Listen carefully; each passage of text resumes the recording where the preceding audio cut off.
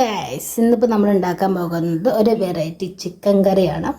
നിങ്ങൾക്കൊക്കെ ഇഷ്ടാവുമെന്നറിയില്ല, ഞാനൊന്ന് ശ്രമിച്ചു നോക്കട്ടെ. ഇത് നമുക്ക് ഫസ്റ്റ് വേണ്ടത് ഉള്ളി, കറിവേപ്പില മസ്റ്റാണ് ഇതിന്.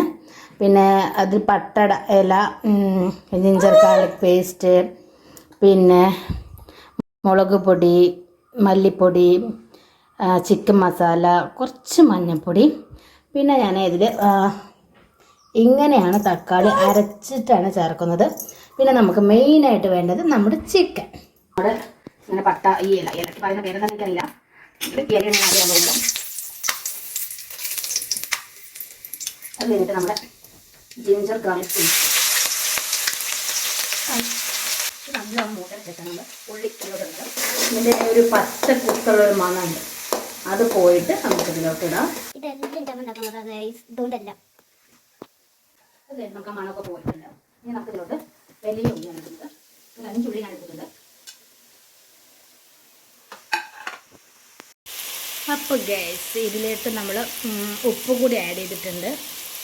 ഇത് നല്ലോണം മൂത്തതിന് ശേഷമാണ് നമ്മൾ ഇനി അടുത്തത് ഇടാൻ പോകുന്നത്. അപ്പോൾ ഗൈസ് അത് നല്ലോണം വഴണ്ടിട്ടുണ്ട്. ഇനി നമുക്ക് ഇതിലോട്ട് കുറച്ച് കറിവേപ്പിൻ്റെ ഇല അങ്ങനെ ആഡ് ചെയ്ത് കൊടുക്കാം. കറിവേപ്പിൻ്റെ വയ്യാതെ ഇതൊക്കെ തണുത്ത് ഇനി നമുക്ക് നല്ല പൊടി ഒന്ന് തട്ടി കൊടുക്കാം. ഇനി നല്ലോണം ഇളക്കി നോക്കിയതിന് ശേഷം നമുക്ക് ഇതിലോട്ട് തക്കാളിയുടെ പേസ്റ്റ് ഉണ്ടല്ലോ അത് ഒഴിച്ച് കൊടുക്കാം.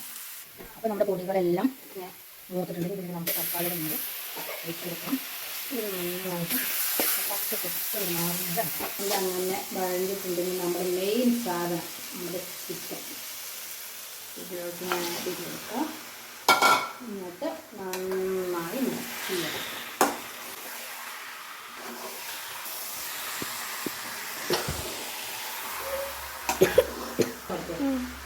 ഈ ഗ്യാസ് നമുക്കിത് കുറച്ച് വേഗം മാത്രം കുറച്ച് വെള്ളം ഒഴിച്ചാൽ മതി. നമ്മൾ ബോയിലർ ചിക്കൻ ആയതുകൊണ്ടേ ഇതിൽ വെള്ളം ഉണ്ടാവുമല്ലോ, കുറച്ച് ഒഴിച്ചാൽ മതി. ഒന്നും കൂടി മിക്സ് ചെയ്ത് വെച്ചാൽ